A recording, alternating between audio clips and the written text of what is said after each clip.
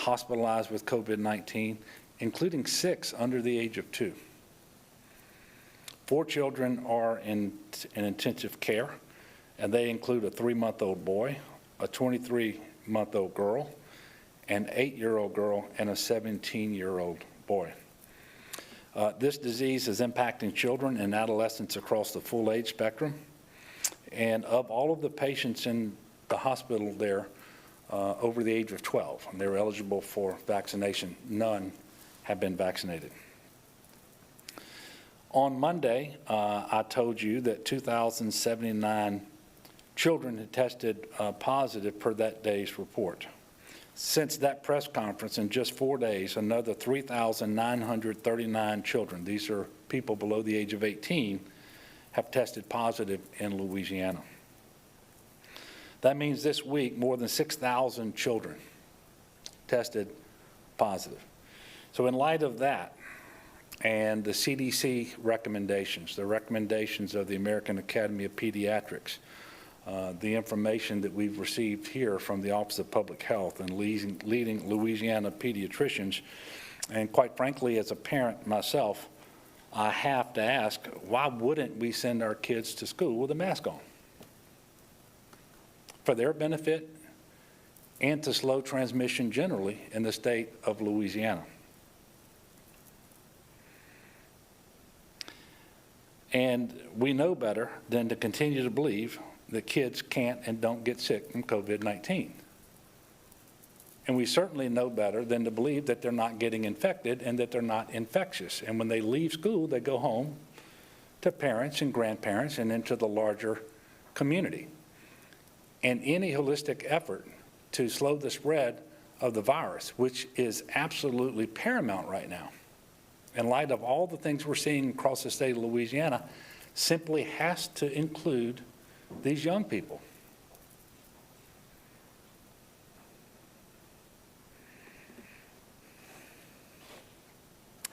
And that's especially true when you think about the fact that 0% of kids younger than 12 are vaccinated. Only about 13% of those between 12 and 18 years old are vaccinated. So all of the numbers that I'm about to give you are headed in the wrong direction. Percent positivity for a COVID test remains high and increasing. It's currently at 15.4%. The previous measure was 13.2%. Today, we're reporting 6,116 additional cases of COVID-19. We are also very sadly reporting 48 new deaths. That's more than 200 deaths this week that we've reported since Monday. We have 2,421 individuals in the hospital. That's a net increase of 71 since yesterday. We broke the all-time record that we've had in Louisiana on Tuesday, and each day since then we have gone up. And I can tell you the indications are we will go up by more than 100 more for tomorrow's report. 277 of those patients are on mechanical ventilators. That's an increase of 19 since yesterday. And it is because of these grim statistics, coupled with a shortage of nurses and hospital staff, that we asked the federal government to send medical strike teams our way. I am extremely appreciative and grateful for the assistance that we have received. And quite frankly, it is nowhere near enough, and we continue to ask for more assistance. And I will remind you, we had a nursing shortage in our state before the pandemic started, and certainly before this surge started. In fact, there are about 7,500 open positions for registered nurses, nurse practitioners, and vocational nurses across the state right now. And further exacerbating that is the fact that we have nurses and respiratory therapists and other healthcare professionals who themselves are out of commission right now as they attempt to recover from COVID-19 and get back to work. So while we appreciate the assistance we're receiving from the federal government, and we continue to ask for more, and we believe we will receive some additional assistance, it simply won't be enough. And that is why we have reinstated the mask mandate for indoor public spaces when social distancing is not achievable. And that's because we have to slow transmission. If we don't slow transmission, the cases will continue to grow, the hospitalizations will continue to grow, and so will the deaths. So we have 3 goals right now.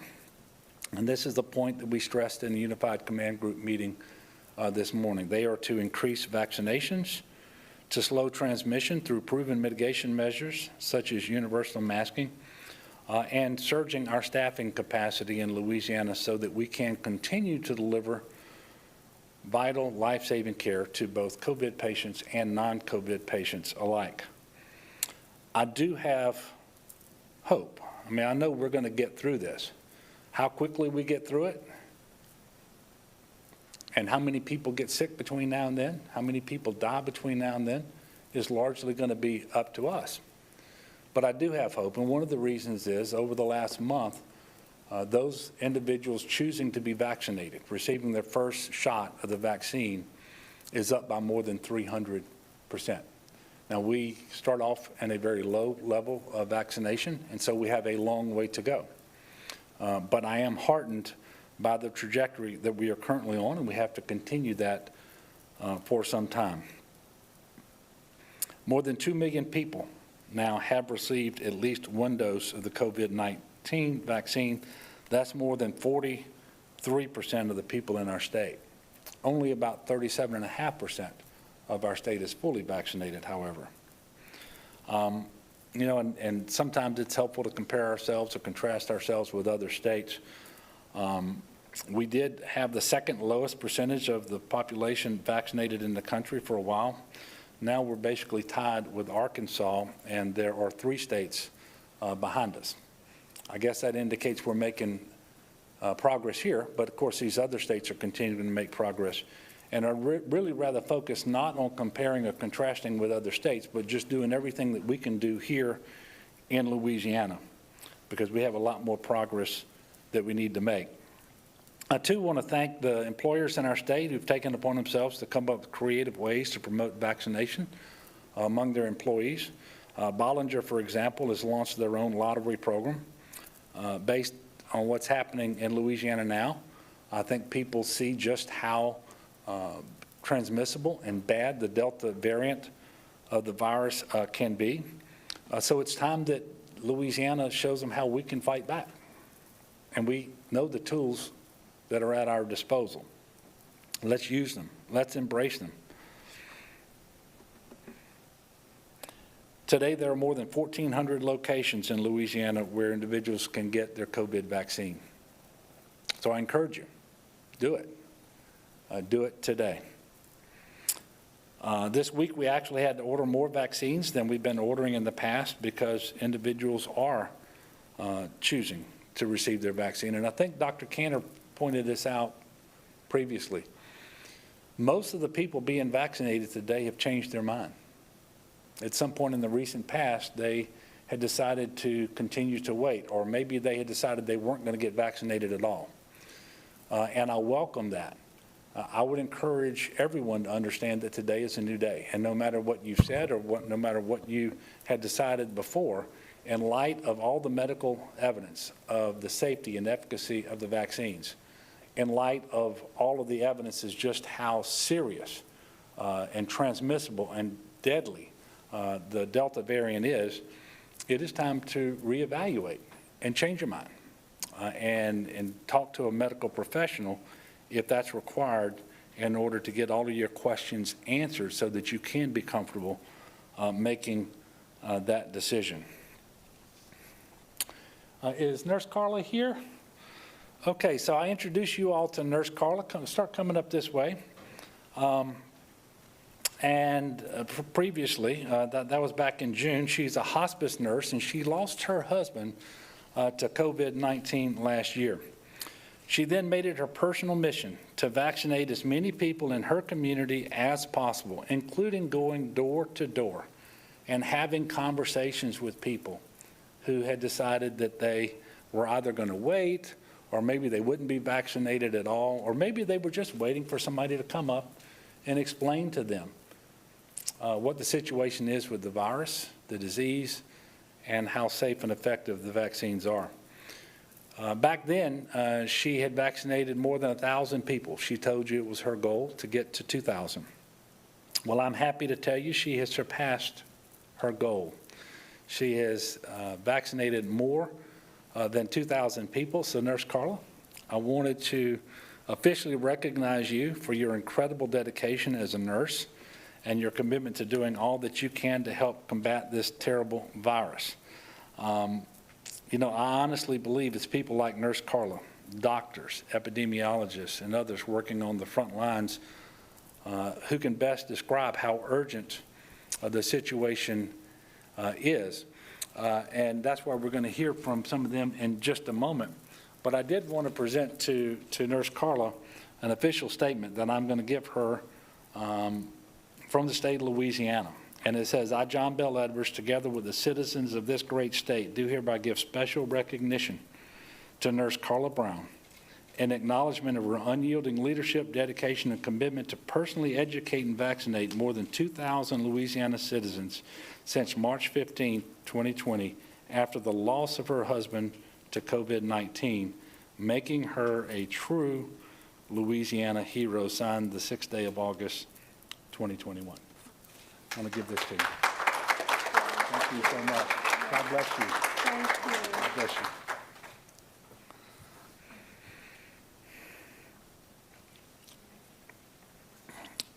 Okay, at this time, I'm going to ask Dr. Canner to come up. As I mentioned, he'll be followed by Stephanie Flood, Ebony Addison, and Dr. John Vancheri. If you've got questions for them, please ask them while they're up. I'll come up on the backside of their presentations and wrap up and then take a few questions of my own. Dr. Canner?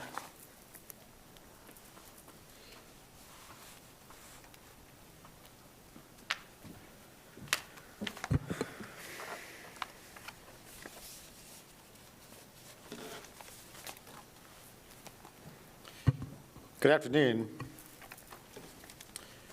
Thank you, Governor. On behalf of Dr. Phillips and the Department of Health, we thank you again for your continued leadership in these most challenging times. And make no mistake, this is the most challenging time that we have had to date in this 18-month-odd pandemic. Also wanted to thank and welcome Commander Flood from the DMAT team, that we're so happy to have you and your team on the ground helping care for our patients.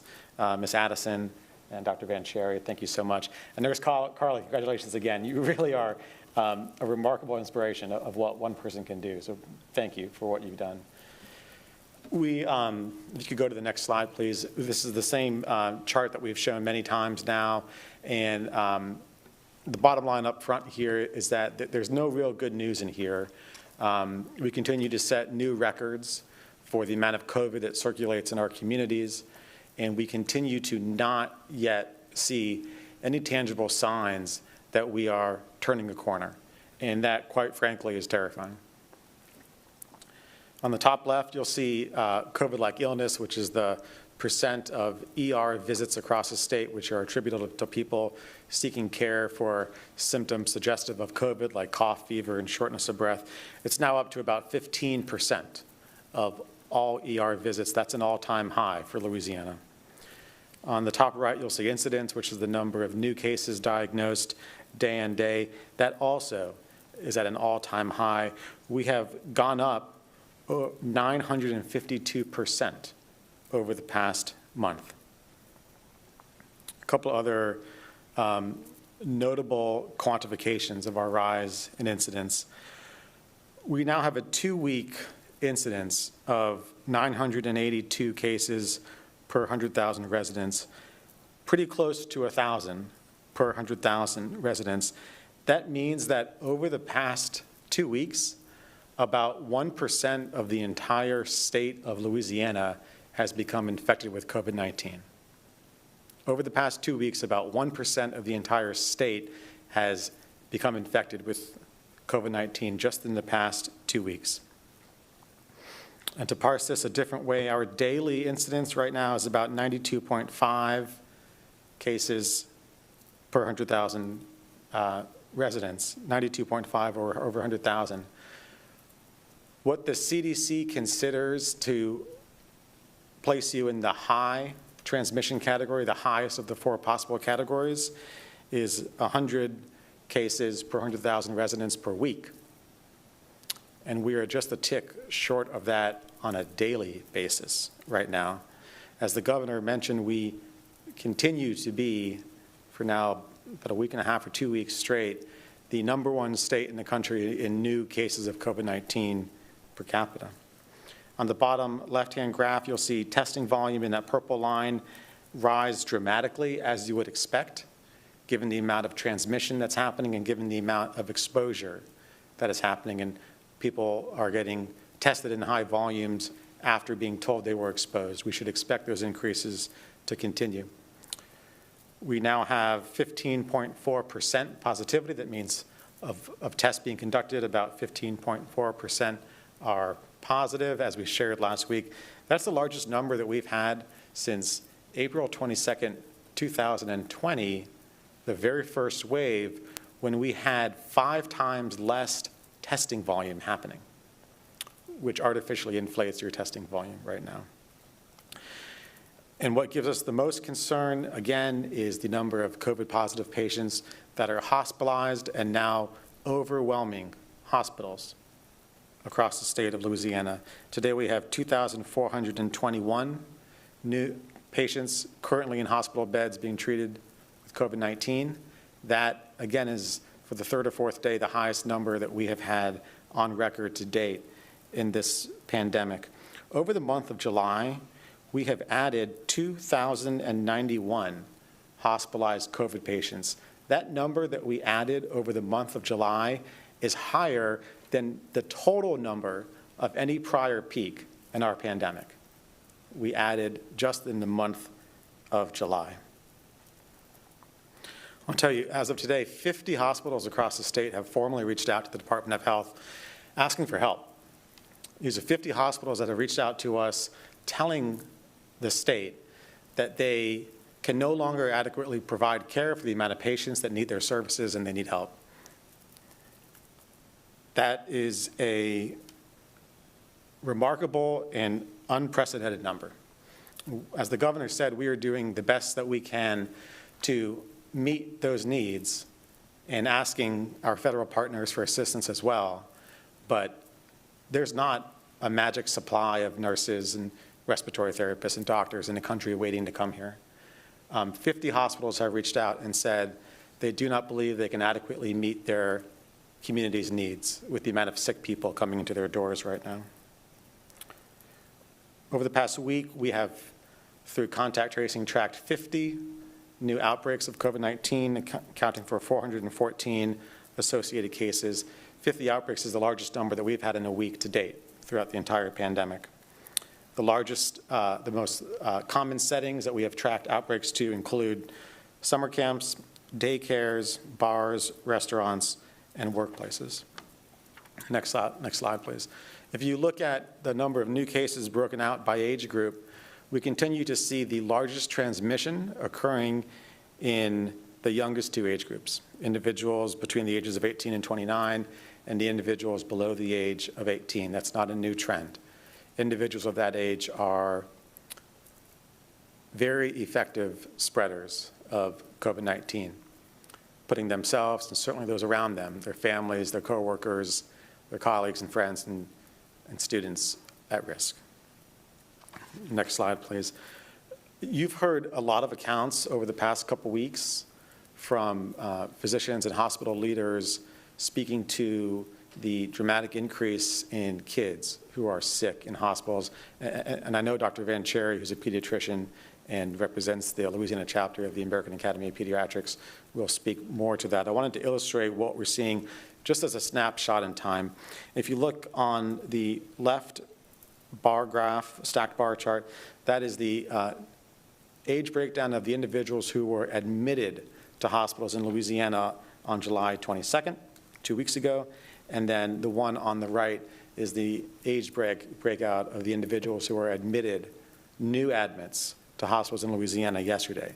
Not total hospital census, but people who were admitted to the hospital that day, new admits.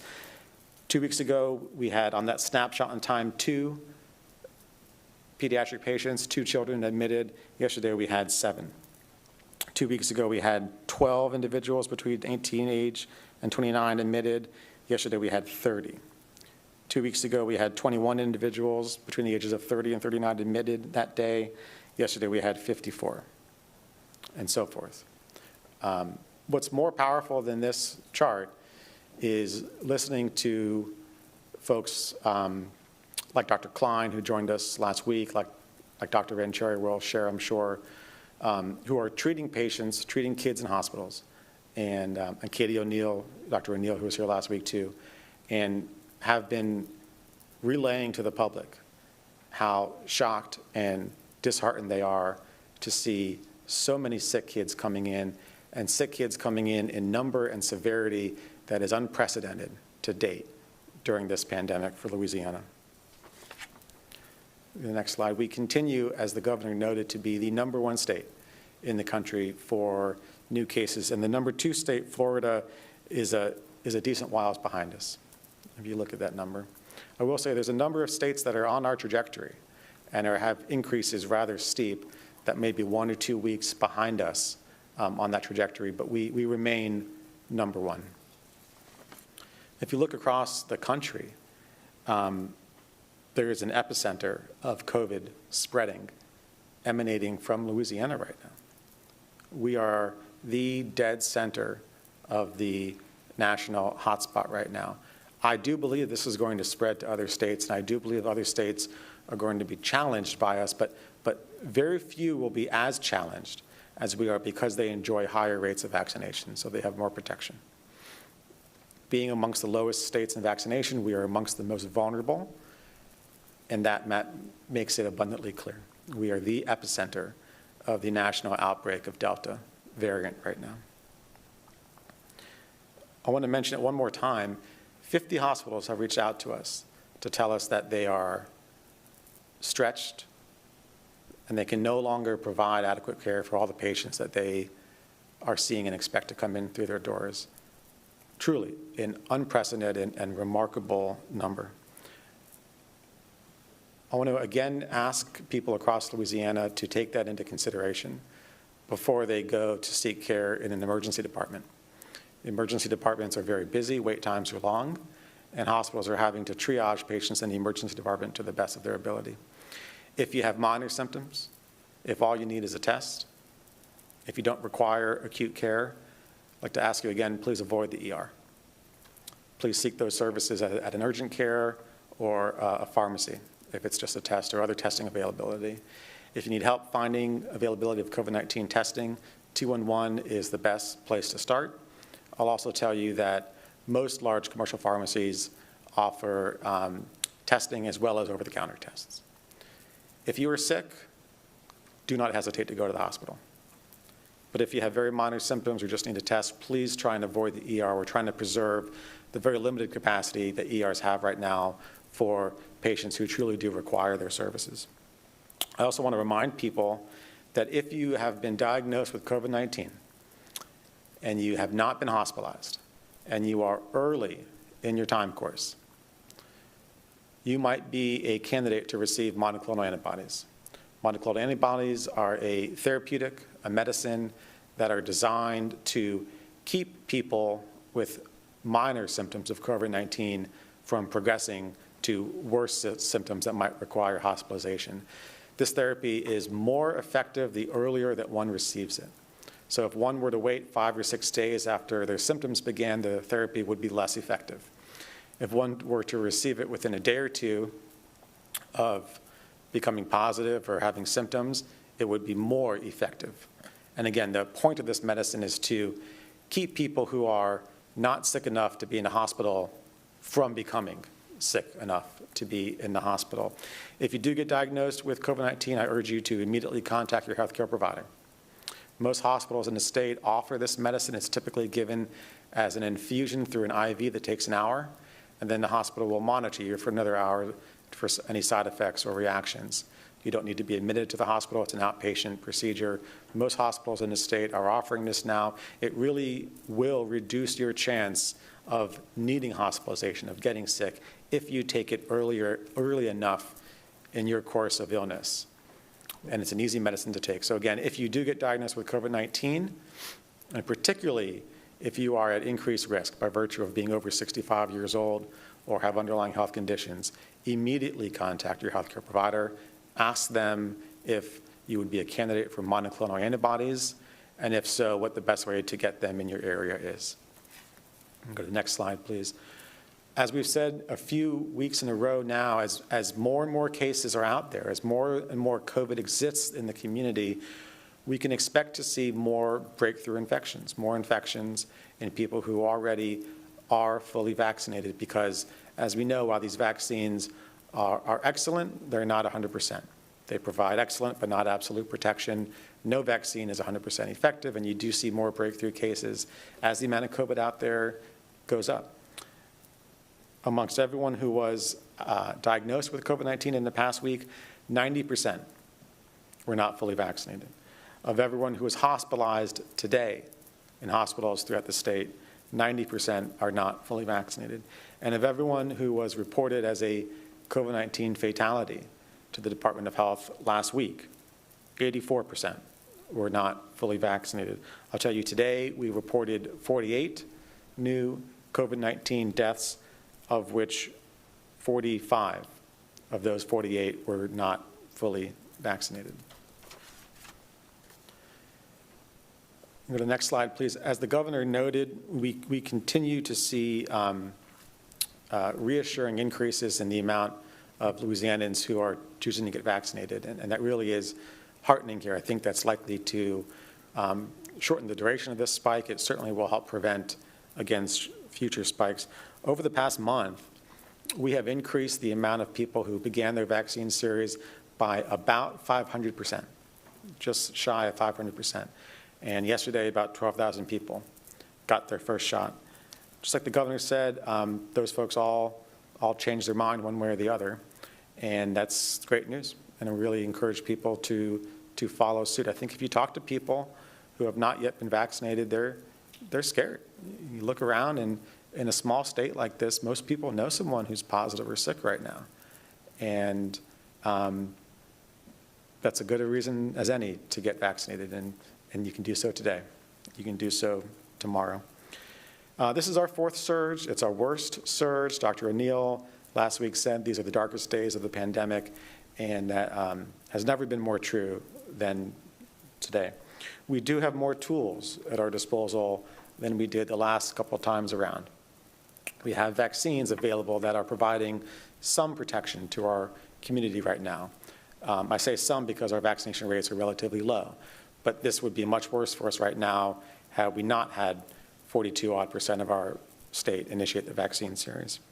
We now have better therapeutics for COVID-19. We have the monoclonal antibodies that I just mentioned, and if you do get hospitalized, there are other medicines available to you, steroids and otherwise, that increase the chance that you are going to survive that hospitalization. None of these are silver bullets.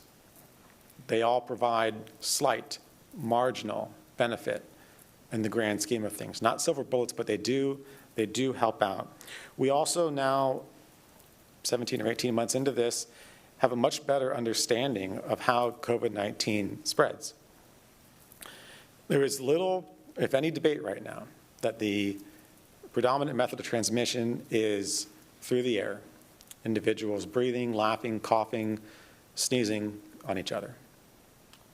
There is little, if any, debate right now that masking provides a simple and highly effective way at reducing community spread. Little, if any, debate on that after months and months of data throughout the course of this pandemic. If we are going to avoid more drastic measures in this state, the only way we are going to be successful in that is if individuals mask. And we need people's help with this. That's the only way we're going to be successful right now, is if people mask. And that holds true if you're a school kid, if you're a teacher, if you work in a workplace, and anyone else. That's the only way we're going to be successful right now. So I urge people to look around, take stock of what is happening in the state, take stock of the unprecedented challenges that hospitals face, realize that those challenges might be your challenges if you get sick and need hospital services, and those services might not be there in the fashion that you expect. And make the connection that the only way we get out of this right now is if more of our neighbors, friends, and community members choose to follow the governor's order and put on a mask. Simple, safe, and it's really our best bet right now. I'm going to pause and be happy to take any questions if there are any. Yes, sir. WBRZ just reported the breakthrough case data that the LDH provided. What message do you have to anyone reading that data, that report? Number one, it's that vaccines work, and 9 out of 10 people on hospital beds right now are not fully vaccinated. Can you imagine what these numbers would be if we didn't have vaccines right now? So as the governor mentioned, and these stats were known last week when we said them too, if you are fully vaccinated, you have a 25 times reduction in your chance of being hospitalized, a 25-time reduction in your chance of dying from COVID-19, and an 8-time reduction in your chance of contracting simply COVID-19. Unfortunately, what we do know now with Delta, and this is why universal masking is so important, is if you break through that 8-time reduction in just contracting, if you become a breakthrough case of COVID-19, you likely have just as much virus in your body as someone who's infected and not vaccinated at all. Meaning you're likely to be just as easy to spread that virus, at least in the first couple of days, as someone who's not infected. That's a reality of Delta, and that's rather new from the prior strains.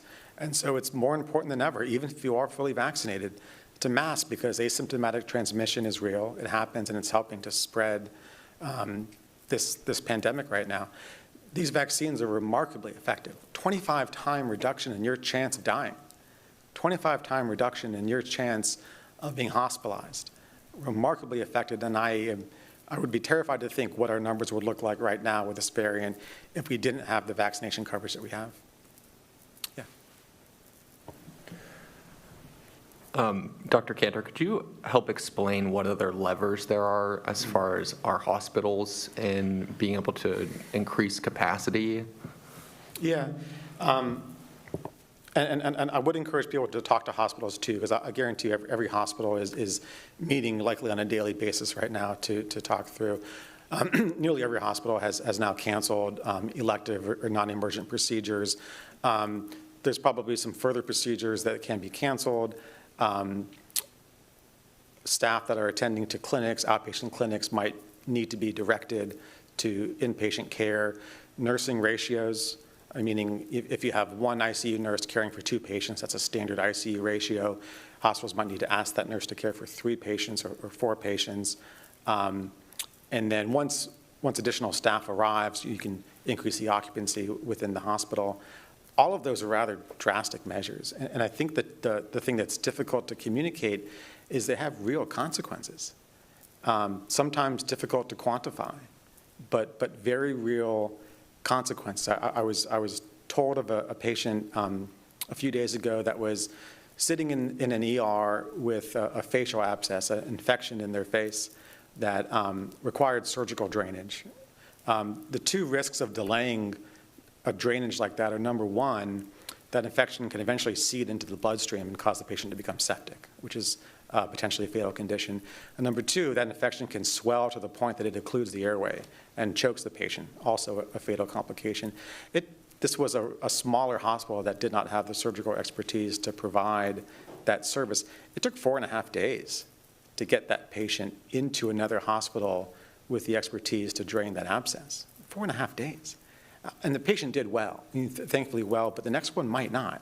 And I think you're going to hear more and more of those stories, and families are going to be shocked to find that when they need emergent care, and no one plans on that, they're going to be shocked to find that it's not going to be of the quality or the immediately availability of it that we have grown accustomed to in this country. And that really is scary. And to connect the dots directly, the only way that we get out of this immediately is by masking, because the more people that mask, the less transmission will occur, the less people will require to be hospitalized, and the more our hospitals can return to normal operations. And normal operations doesn't mean that administrators are just working less hours. Normal operations mean that the hospital can guarantee the highest level of care to people that need it. Yeah, Melinda. Can you talk a little bit about the situation in nursing homes? It seems that we're seeing infections go up, and we're seeing new deaths there after we had sort of turned that around for a while. Yeah, we are. And can you talk about the vaccination rates? Yeah, of course. Yeah. The question was about nursing homes and what are we seeing right now. We are seeing increases. Compared to what the increases were during the 3 prior spikes, they're relatively small. They're highly significant if you're at that nursing home or you're that patient's or family, but compared to the prior spikes, they're relatively small. I'll give you what the numbers are, Melinda. Last week, we had 72. This is 2 weeks ago, we had 72 new cases amongst nursing home residents. This past week, we had 136. 2 weeks ago, we had 3 deaths amongst nursing home residents. This past week, we had 8 deaths. 2 weeks ago, we had 166 new cases amongst nursing home staff, and this past week, we had 246. So notable increases, still relatively small compared to what they were during the prior spikes. At this point in time, 86% of nursing home residents have completed or at least initiated their vaccine series, and for staff, that number is up to 50%. Nowhere near where we would like it to be, but incremental increase from what it has been in weeks past. When a nursing home has an outbreak, they are required by federal law, by CMS guidelines right now, to institute a number of measures. Number one is population-based testing, so everyone either on that floor or their whole facility gets tested, staff included, and then there likely is temporary visitation restrictions that get triggered, all by federal rule right now. Yep, last question, please. Dr. Cantor, one of the doctors who wrote the crisis standards of care said earlier this week that he fears, given this current trajectory of our surge, that it's a real possibility that care will have to be rationed. Wondering how you're thinking about this idea that care perhaps might need to be rationed. It's a dark place. It's a really dark place. It's definitely never happened, I think, in any of our lifetimes. I think care is being rationed on a small scale right now, and as you heard from some of the docs that were here last week, hospitals are having to make difficult decisions of what transfer to take in, and those are not easy decisions.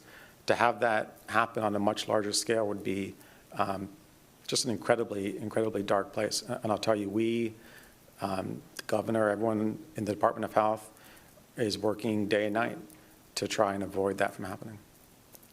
Public can help too. And the greatest thing that people can do is simply mask up. I mean, there's a direct line between not wearing a mask, increase in cases, increase in hospitalizations, and then the real dystopian measures that you kind of allude to. Thank you. I think at this point, I'd like to ask Commander Flood, commander of the Disaster Medical Assistance Team that we have on the ground right now, to come up and share a little bit about what her team is offering. Thanks, Commander.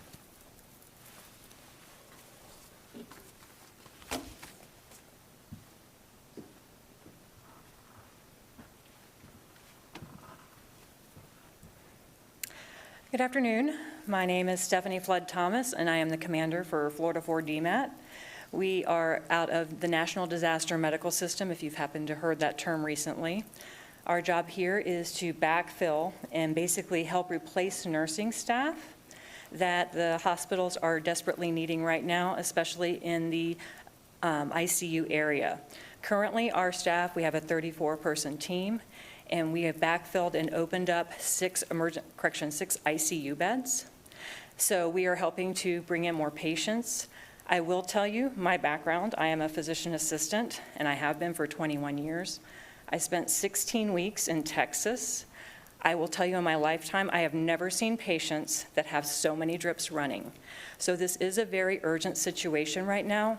We have critically trained nurses in our ICU, but they're also having help from the staff, so we don't have the hurdles of having to do the electronic medical records and things like that. We have integrated very well. The hospital has been fantastic in helping to get us integrated into their system. They've been very welcoming, and this is my first DMAT commander mission. I have 14 years of DMAT behind me on another team, but considering this is my first mission, and with the high acuity of this, it has gone exceptionally well. We have, on our team, we have doctors, nurses, paramedics, respiratory therapists, PAs, and NPs. And our job is to come in and help in any way we can. If they need us to go and float down to the emergency room, we're flexing wherever their critical needs are for that either day or night shift. Do y'all have any questions? Yes, sir. It's my understanding that you all are reviewing these requests that have come in from the hospitals for staffing needs and whatnot. I'm wondering I don't know if that's your role specifically or someone else in your team. I'm wondering what we can expect going forward as far as federal support, or even how realistic it is that the feds will be able to provide as much support as been asked. The only thing I know at this time is we did have a team out in the field, and they have collected the data. They have went back to DC, and they are reviewing the data and the needs of the state right now. Other than that, I don't have any further information. I could defer to Peter if he had any further. Okay, we'll answer that after. Okay. Next question, please. Yes.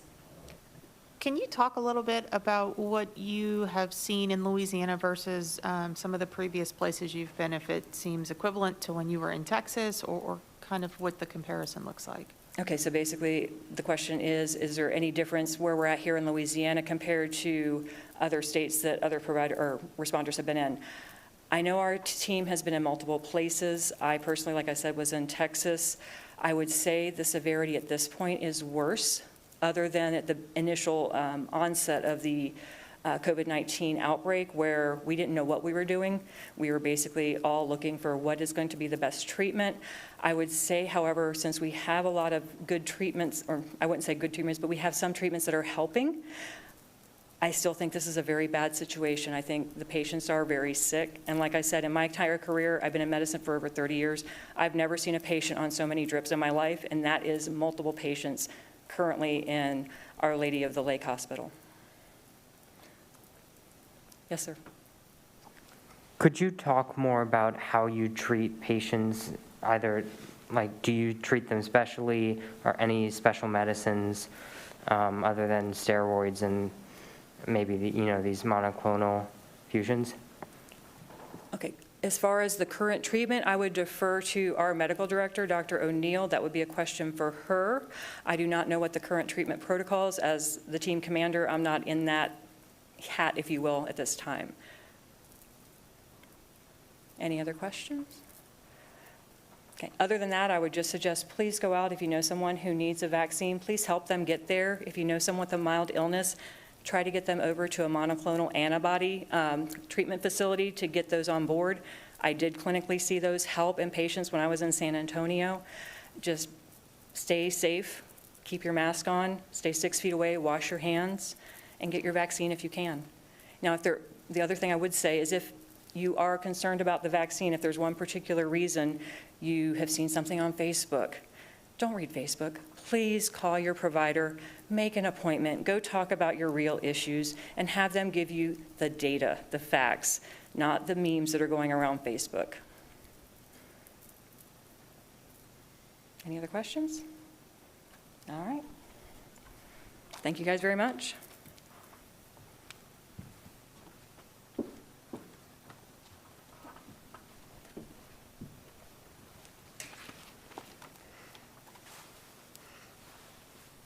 Hi, everyone. First, I want to thank Governor Edwards for inviting me to represent the efforts of our team at West Jefferson Medical Center and LCMC hospitals as we continue to battle COVID-19. I would also like to thank Dr. Cantor as well for continuing to do all that you do as a state leader in health, as well as part of our LCMC family. As previously mentioned, I am a nurse practitioner at West Jefferson Medical Center. I primarily take care of stroke patients. But when COVID-19 originally began to affect our community, I was in a sort of a transition from a bedside stroke nurse to a nurse practitioner. And with everything that was going on and affecting our community, kind of that process was on hold. And with the rising number of COVID cases in our area, our stroke unit was converted into a COVID unit. And so I assisted the manager of that unit in running the day-to-day on that unit. And so I firsthand was able to see how the virus had affected our community, how it affected our staff, our day-to-day function, what it looked like to come in and treat those patients. I also witnessed firsthand what it was like to be there with those patients, unable to see family, to deal with such a condition, to watch them sometimes more often than not on their last days, on their last breath, trying to offer them as much comfort, as much kindness as we could as we adapted on the day-to-day to what we were being challenged with. And so this went on for months, and as we approached the end of the year, graciously, we were presented with the vaccine. And so, of course, myself and my colleagues were one of the first providers that were offered the vaccine, and of course, we graciously accepted. We rolled up our sleeves, we took our vaccines, and we continued to take care of our patients.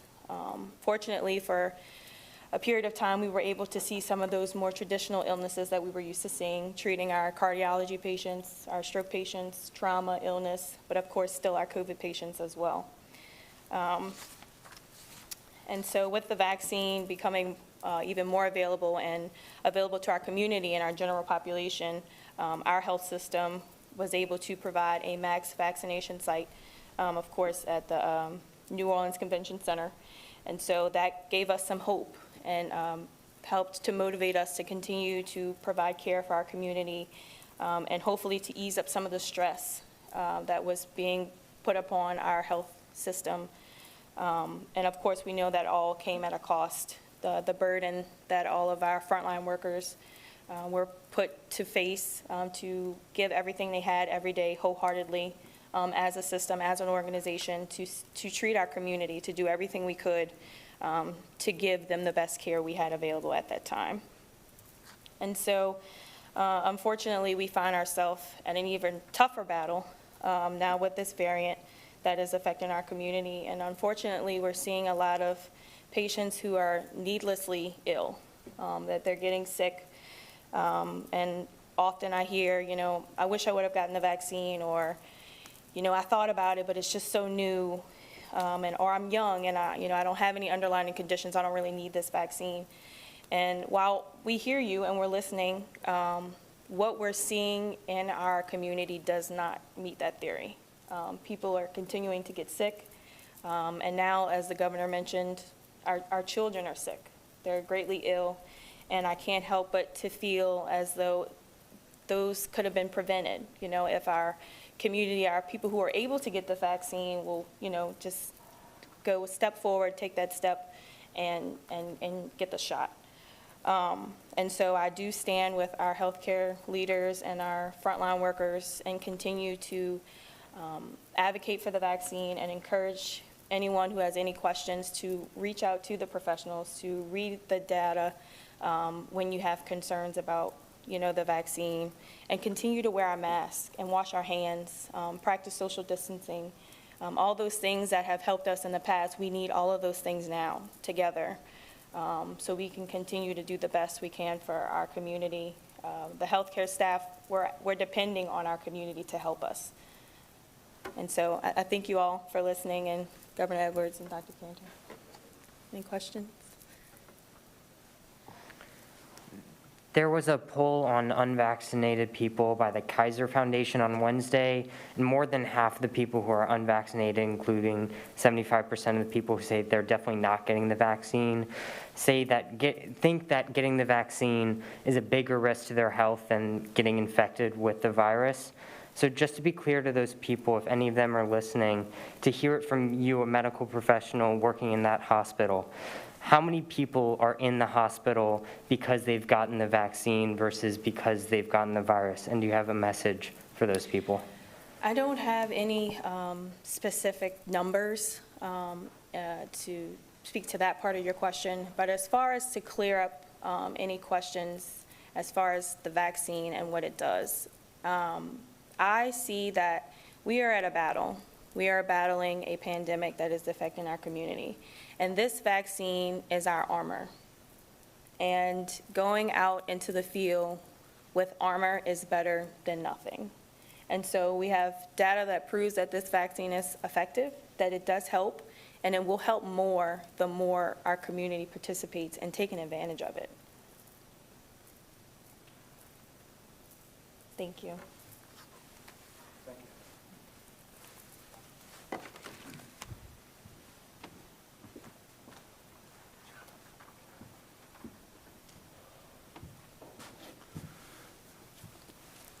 Good afternoon. I'm Dr. John Bencherry. I'm a pediatric infectious disease specialist on the faculty at LSU Medical School in Shreveport. I'm a second-generation Louisiana pediatrician. My mother's a nurse in Southwest Louisiana. But first, I'm a parent and strive to be a man of God.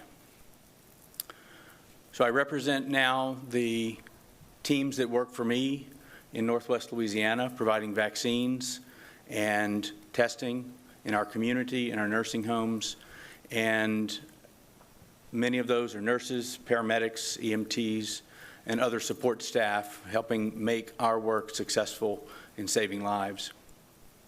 My different team is working with me on a daily basis on clinical trials to understand the effectiveness of the vaccines, to get vaccines approved for our children less than age 12 as quickly as we can and as safely as we can.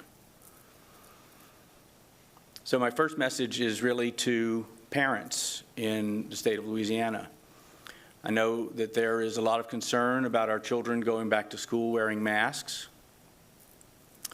Right now, as Dr. Cantor has said, as the governor has said, masks are the only thing that will change the course of this surge right now.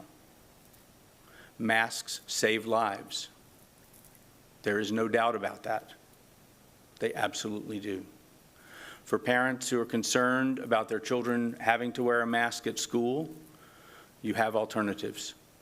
You can use virtual school for your children, or you can homeschool your children. But it is not safe for anyone right now in the state of Louisiana to be in a public space with non-vaccinated people without a mask on. And most importantly, our children under age 12, our school-age children, are not eligible for vaccines. They are at great risk now. This is a different pandemic than we dealt with a year ago. Let me be clear, this is a very different pandemic than we dealt with a year ago. More than 20% of new infections are occurring in children. And you've heard about the children who are in our hospitals now. They're not great numbers of children, but they are our children. We know that annually, influenza virus kills about 200 children in the United States. The COVID virus has already killed over 400 children in the United States. And while the statistics will tell you that's a 1 out of 100,000 risk that your child will die of COVID, for those 400 plus families, it's 100%. Make no bones about it. Those families are struggling now on a day-to-day basis. Children in Louisiana have died of COVID, and more, unfortunately, will die. This is not a time for politics, for fighting and threatening lawsuits about having to wear a mask. Masks save lives. And if you're a pro-life Louisiana citizen like I am, wear your mask. It's very, very simple. Dr. Cantor has talked about how our health system is stretched. and 50 hospitals have asked for assistance. I can tell you I work every day with nurses and EMTs and paramedics and respiratory therapists who are stressed. They're working long hours. They're working many overtime hours, many more than they would like to work. But our vocation as healthcare providers is to save lives. There is nothing greater than that. And that's why we do what we do. That's why we are on the front lines every day. That's why we go back to work each day, to save lives. Folks who are coming for vaccines up in Northwest Louisiana are coming now tenfold more than they were a month ago. That's very good. That's very good. As the governor said, those are people who were hesitant, who waited, and have changed their minds. That's good. That will prevent the next surge from hitting us so hard so quickly. But right now, this surge can only be dampened by wearing a simple mask. And educators have asked me, how can you put faith in a mask? Because it works. The data is clear. I've been in the face of hundreds of people with COVID-19 wearing a mask just like this and not gotten COVID. Masks clearly work. Masks save lives. They prevent the transmission to other people, especially those who are more vulnerable. And I asked Dr. Cantor to put this slide back up, and he pointed out before the highest rates of new infections in those less than age 39, the 18 to 29 in the gray line, and the orange line up there right between those is less than 18 age group. And that right there is the number you should focus on as a parent. We're seeing more pediatric infections now than we have at any time in this pandemic. The great news is most of those are mild. Most of those are a nuisance. Many of them start as, I think my kid's having an allergy attack or something else. That's okay. But we know that kids now are infectious, and we know that they are continuing as part of an unvaccinated population to foster the spread of this pandemic. And the only way to change that is masks. And the other piece I wanted to point out, if you look at the lowest rate of new infections on this graph, the brownish color that's at the bottom here, that's the age group over 70. That's the population in our state that's nearly 90% vaccinated. That's amazing. That's a testament to how effective our vaccines are at saving lives, preventing hospitalizations, and hopefully slowing down this pandemic. We know now that the average age of hospitalized people in our state is 25 years younger than it was a year ago. In Northwest Louisiana, we have pregnant women in the hospital on ventilators or on lung bypass because they're so sick with COVID. We've had a baby in our hospital born with COVID to a mom who had minimal symptoms of COVID. The baby was born premature, most likely because of COVID. This is a different pandemic. It is not the time for threatening lawsuits. It is not the time to mince words about where we are and the situation we're in. And I laud the governor, our public health officials. They're working tirelessly. They don't need to be berated in social media. They don't need to be attacked. Our only goal is the safety of the citizens of Louisiana. That is paramount. We are a pro-life state. There is nothing more pro-life now than wearing a mask. So please, mask up, roll up your sleeves, get your vaccines. And the last thing I'll tell you is that 25% of those who are coming out for vaccines in Northwest Louisiana are less than age 18. Our teenagers get it. They understand. They want vaccine even when their parents may not. They get it. So let's pay attention to the needs of our children. Put their safety first. Have them wear masks. It is absolutely the right thing to do at this point. So I'm happy to answer any questions that I can. Yes, sir. With schools opening this week and next week, are you worried about a further increase, especially with these terrible numbers in children? Do you see schools closing even? Right. The question is about the safety of opening schools and whether that presents a threat to, further fuel this surge we're in. I've talked with many of our educators, and they're working very hard to balance two things: the education of our children and the safety of our children. And those are the top two priorities. We were very, very successful last year at having our kids in school very safely and keeping them at least not from falling as far behind as many, many millions of kids across the country have. So my reality is that, yes, there will be some bumps in the road. There will be some schools that may have to close. But the mitigation strategies that we have, simple as they are very effective at keeping our kids safe. And our kids need that education. They need that consistency. School is the best place for them right now.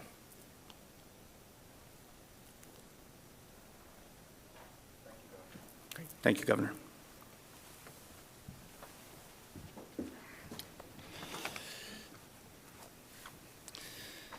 Thank you, Stephanie, and your team for coming to Louisiana and helping out here in the Baton Rouge area at Our Lady of the Lake. Thank you, Ebony, for your work over the last 18 months and that of all of your colleagues and healthcare professionals everywhere around our state. And then, I'm tempted to, as a lawyer, to close on the information that was imparted by Dr. John Van Cherry, because I think it was extremely powerful, and there's just not a better way to convey just how serious this situation is and how necessary it is that we vaccinate, that we mask, and that we do everything that we can for our children so that they can safely return to school. But I can't. There's a few things that I have to say. I want to get back to Melinda's questions about nursing homes.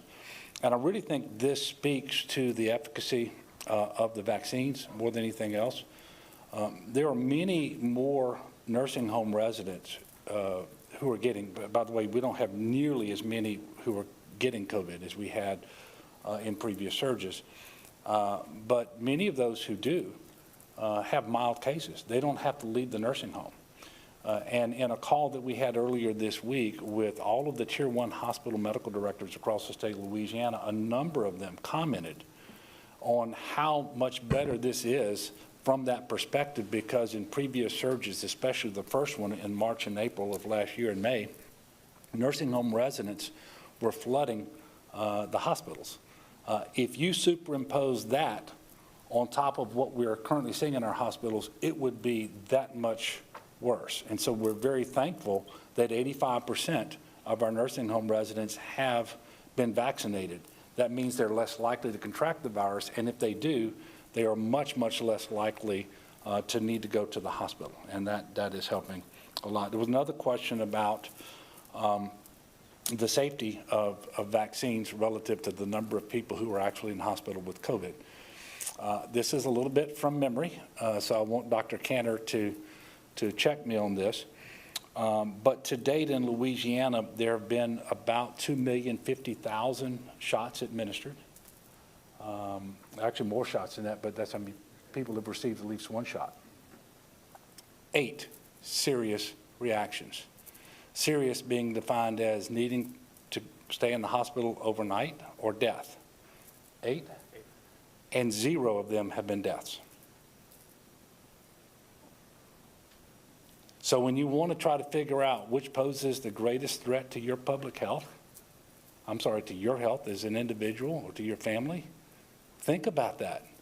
Think about the people that have been in the hospital and dying from COVID, and the fact that we have had 8 serious reactions, all of them requiring short-term hospitalizations, and none of them resulting in death.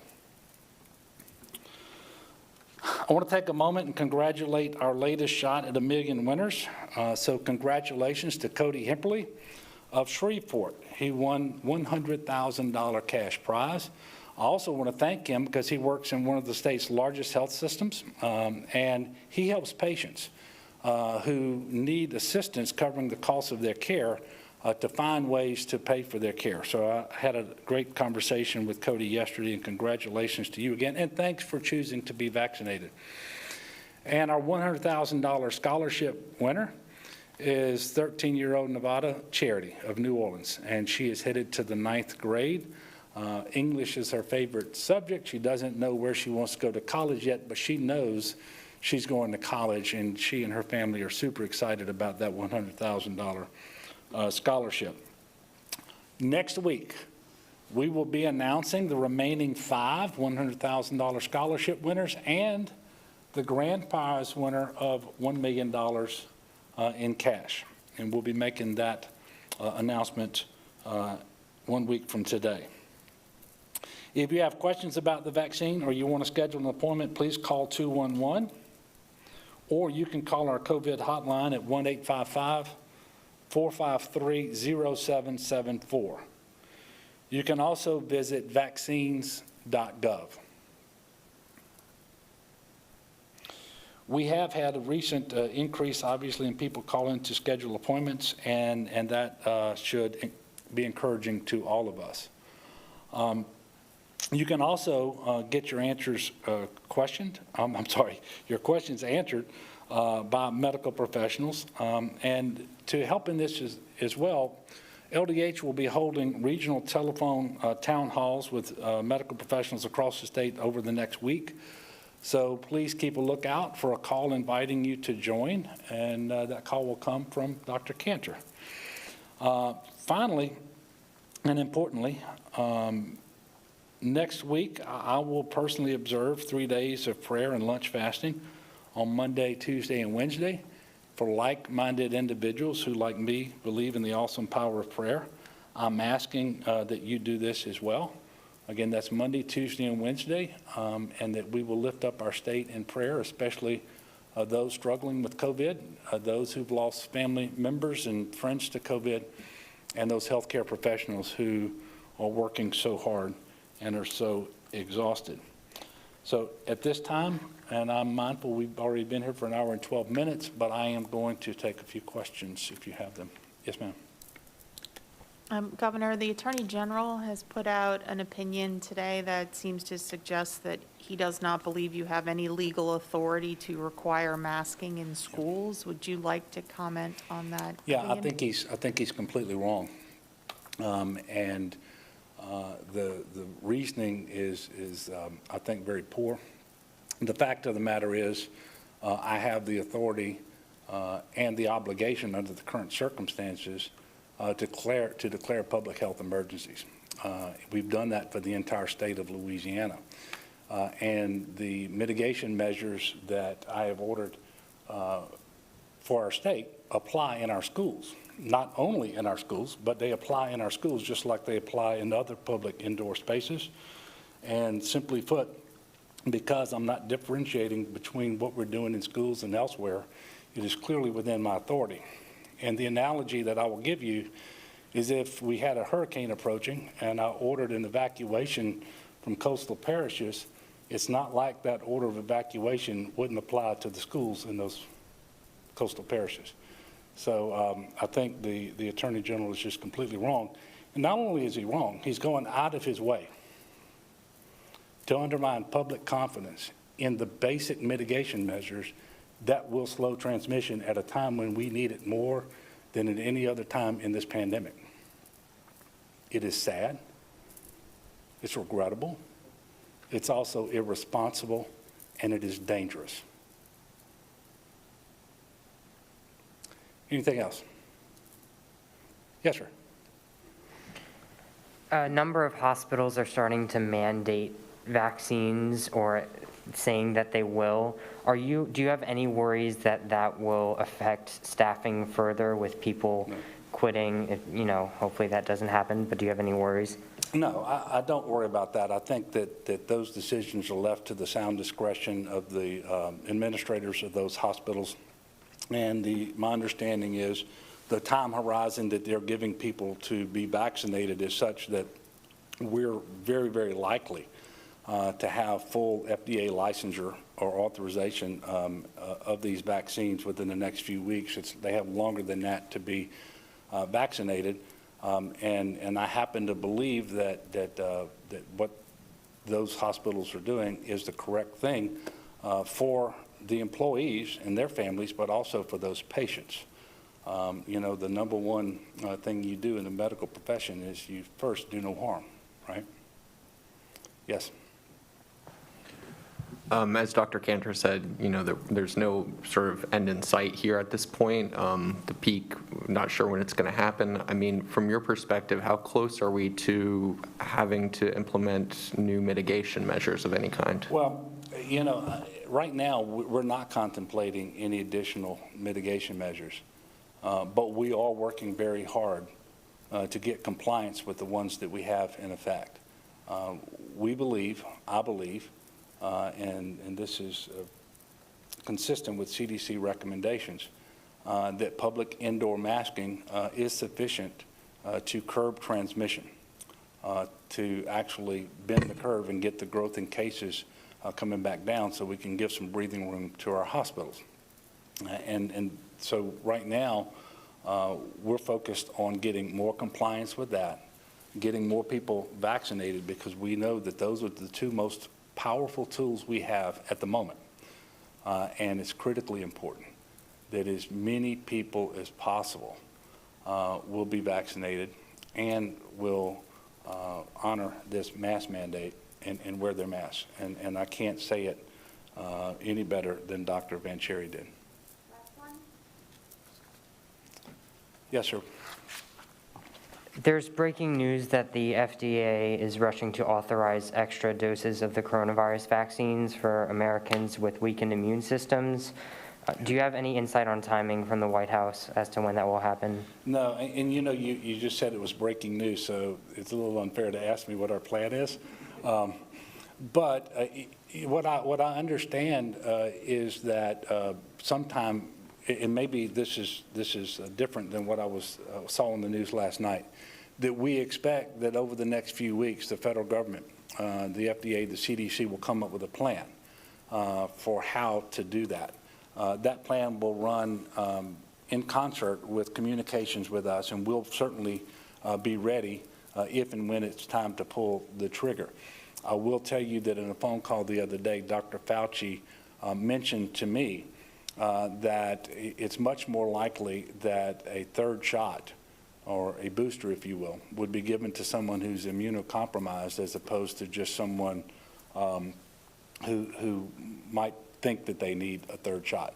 And so we'll be looking at that. The good news is the vaccine supply is sufficient to do that.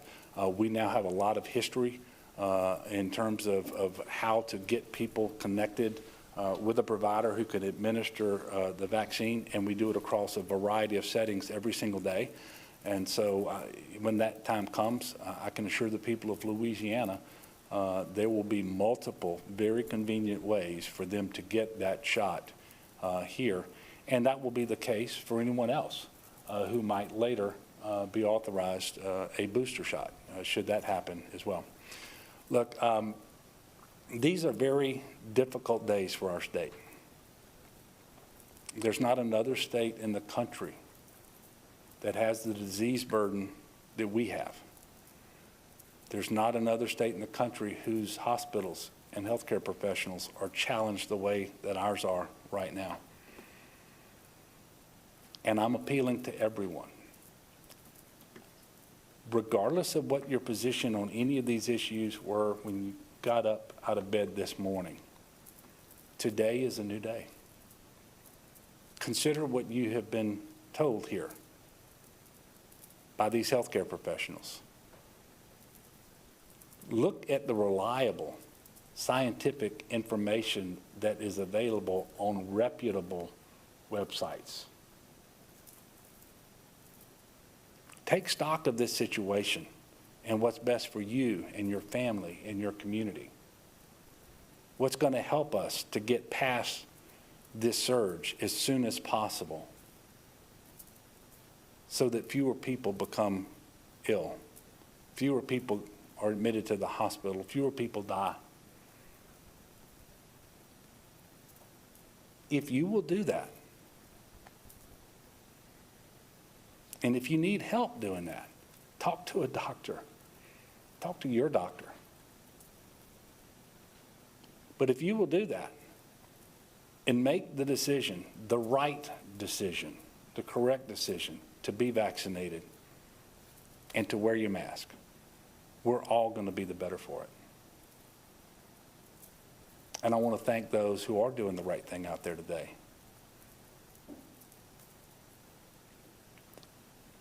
And again, I would ask everyone to continue to lift up our state in prayer and join me on Monday, Tuesday, and Wednesday of next week for lunch, fasting, and prayer. Thank you. Have the very best weekend you can have, and please be safe. And thank you very much. That's a long time to stand up here doing that.